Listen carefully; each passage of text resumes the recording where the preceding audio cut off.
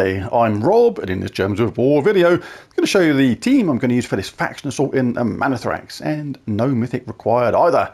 First things first though, you can pop to the shop, grab yourself a tier 1. This will give you a potion of enchantment amongst other things, very handy indeed. But do bear in mind, if you have your horde level at level 100 or above, in this faction itself, you will already have a potion of enchantment stored. So no need to actually buy one if you don't intend to do much in this faction assault. But the thing is, you probably are, because life cap is here at tier 3. This is a new troop in the game. Gives magic +1 life to the first 2 allies, then disease the last 2 enemies. So an okay spell, nothing spectacular. Probably relevant in some teams, but not necessarily this one, especially as the traits are somewhat absolutely rubbish. Never mind. At tier 4, there is the Tome of Spores though. This is a very nice weapon indeed. Deals scatter damage boosted by Amanithrax allies, explode 3 gems for each Amanithrax ally, and summon a Amanithrax troop. So there's a lot of mana gen when you have a team of Amanithrax allies, as well as scatter damage, as well as a summon. Very nice indeed, and certainly worth picking up if you don't have it already. Right, onto the team itself. Simple team to use this and very effective. Spirit Walker class, Todd Greenwood, the Empress, Lupine's Edge, and the Foxfire King. The way this team works is the Foxfire King is the key damage dealer here. Not only does it start with 25% mana, there's also a 50% chance to inflict Fairy Fire on a random enemy when matching red gems. So if that comes in, we're going to add 50% damage to incoming damage on the enemy. And they're going to be in a lot of pain anyway, because the Foxfire King spell is absolutely awesome. Deal magic +1 true damage to all enemies, or deal the same amount of true damage to the weakest enemy boosted by red gems and spirit gems. It's that first part of the spell we'll be looking at, mostly dealing damage to all enemies. And remember, any red gems have a chance of giving that Fairy Fire effect and then basically adding 50% damage to that already very nice true damage. But it's going to get worse for the enemy, because the Empress is here.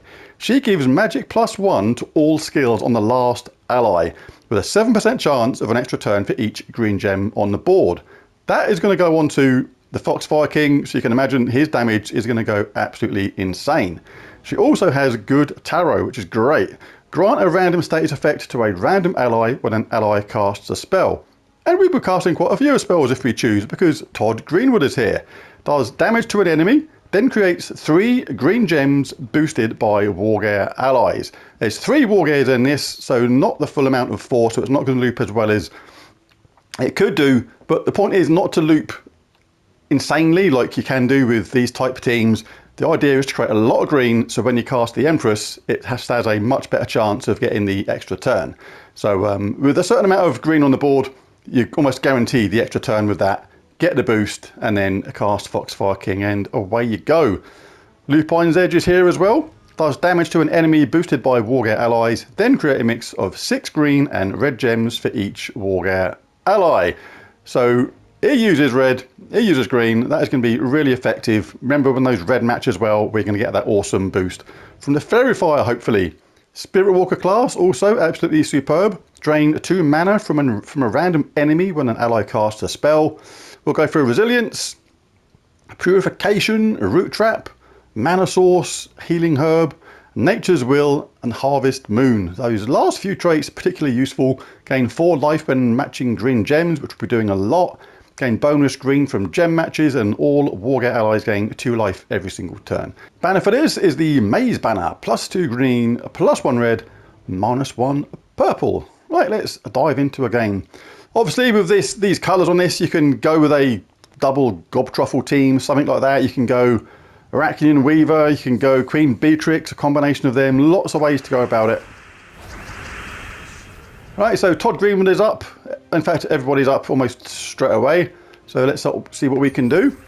There's a fair amount of green there, not absolutely tons. If we look at the Empress, we have a 77% chance of an extra turn. We'll go for that, but let's take a look at our Foxfire King first.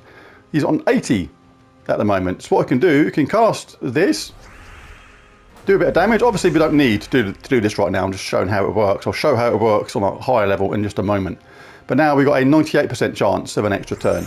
That's gone on the Foxfire King, now doing over 150 true scatter damage, and he got charged up at the same time. So we'll do that.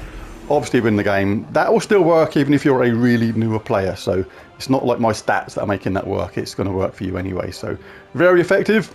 Let's just whiz through these little set of stages here. Then I'll jump onto the higher levels and show how this works on the Delve on level 500, which is the highest level you can do it on.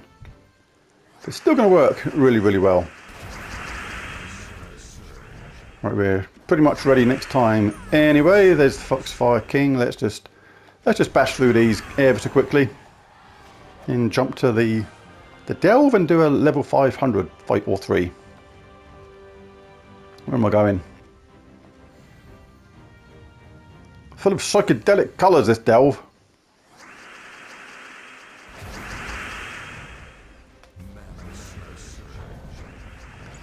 Go on, Todd, give us some green, mate. Thank you very much.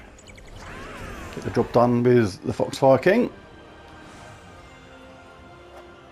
Get this low level one done, and then we'll jump up and show it on the decent levels where the stats on the enemy are really high.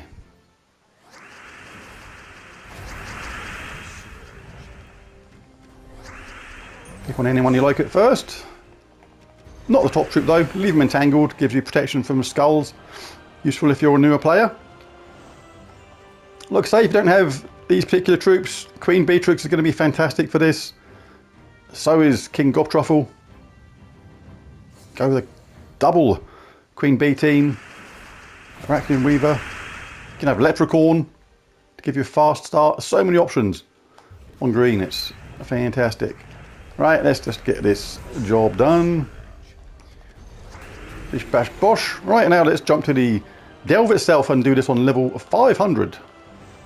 I'll show you how we use the Empress to give ourselves a mega boost. Let's collect me rewards. Thank you, Tar. Right, so the Delve itself, let's jump in. Exactly the same team. Level 500 opponents. Same idea though, we get our Todd up, he's ready already, Eddie. Chuck on anybody but the first troop. The Empress is ready now, look. The boost is plus 112. What this essentially means is, without anybody frozen on our team, we are guaranteed the extra turn. So currently we're doing 80 true damage to all enemies in my case. This will vary upon your magic level. But when we cast the Empress, we're going to get that lovely boost. It's now doing 151. And with Todd here, we can cast this again. Create loads more green, charge the Empress up again, still on plus 100, do it again, now on 222. Is that enough to wipe the enemy out in one go? No. So we'll cast Todd again, someone else, whoever you like, Empress again, still above 100, can't fail, see you later, everyone. Level 500. Next battle.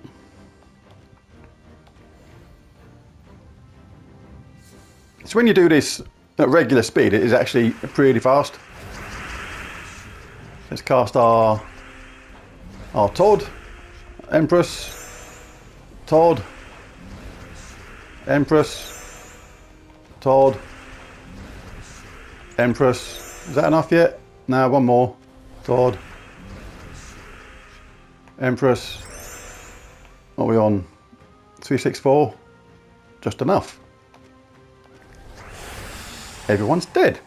Simple as that. That's level 500. All right, let's jump forward to the last stage. It's been an absolute walk in the park. Let's show how it works on the highest level, on the hardest room. So we cast our Todd. Won't loop every single time when there's not a lot of green right at the beginning like that. We failed there. So we can cast our weapon instead. Give someone a bosh, get lots of red, lots of green for the team. Now we're rocking and rolling. Oops, no, didn't want to do that. Got my Empress already up, I didn't see that. Let's give that boost. Now gone up to 151. Let's cast our Todd again. Cast Empress. The boost is above 100. Guaranteed to get the boost on the Foxfire King. No one's frozen. Leaves loads of green behind every single time. We're on 293 now. Oh, we need to get above 500. Not a problem. We'll just do it a couple more times. There you go. One more. What are we on now? 435. Let's do it one more time. One more time. 506. One more.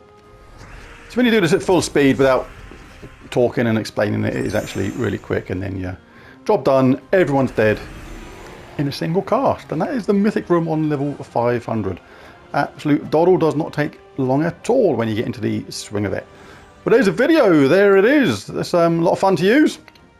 If you enjoyed it, found it useful, helpful, any of that kind of stuff, be really cool if you bash that like and subscribe button. It really does help. But most of all, thanks for watching, and I'll catch you again next time. Bye for now.